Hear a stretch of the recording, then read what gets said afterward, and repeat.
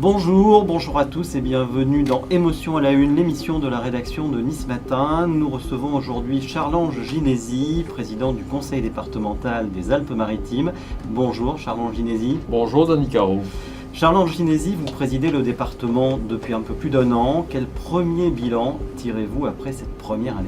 Il y a eu la semaine dernière l'inauguration du collège Simone Veil, en cœur de Nice. Hier nous étions à livrer et inaugurer le collège Arnaud Beltrame. Nous avons programmé le collège des Campelières qui sera livré dans les années prochaines. Donc des grandes décisions et des équipements qui sont nécessaires pour nos collégiens, qui sont nécessaires pour l'éducation et l'instruction de nos enfants, et ça me paraît essentiel et symbolique. Au-delà des compétences routières, au-delà des compétences sociales, nous avons dans nos responsabilités les EHPAD, ces établissements de retraite, ces établissements de soins.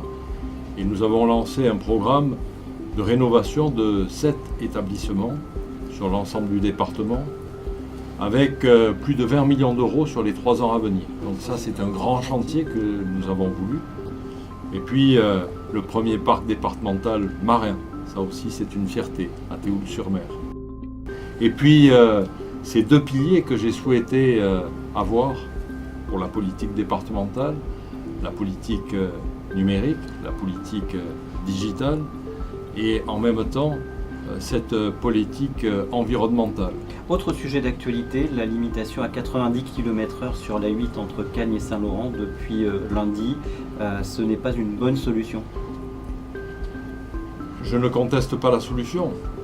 Je dis que M. le préfet des Alpes-Maritimes avait proposé à la société Escota d'équiper avec des équipements automatiques la régulation de trafic. La régulation de trafic. Il n'a pas pu être entendu. Je le regrette sincèrement. Mais nous avons aujourd'hui avec cette autoroute la route urbaine la plus chère de France. Je pense que depuis qu'elle existe, elle devrait déjà être gratuite. Le fait de mettre la vitesse à 90 km/h, qui est peut-être une solution, je ne suis pas un technicien de la route, c'est probablement une bonne solution pour réguler le trafic, et j'espère qu'il y aura moins et réduire la mortalité aussi. Et réduire la mortalité. Notre objectif. Donc si c'est l'objectif et que l'objectif est atteint, je ne peux que m'en réjouir, mais il faut arrêter de prendre le contribuable local pour un cochon de payant, et il est temps de mettre cette autoroute gratuite. Charles-Ange Ginesi, votre coup de cœur de la semaine?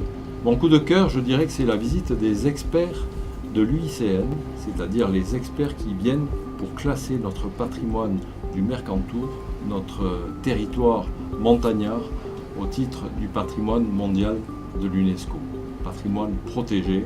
Et là, sincèrement, j'ai de belles espérances parce que je suis très attaché à ce territoire du Mercantour et je pense que son classement au patrimoine mondial de l'UNESCO sera pour nous la garantie de sa pérennité, de son avenir. Merci beaucoup Charles-Ange Ginesi. Prochaine émission d'Émotion à la Une samedi prochain à 13h. Bon week-end à tous. Merci beaucoup Denis Caro.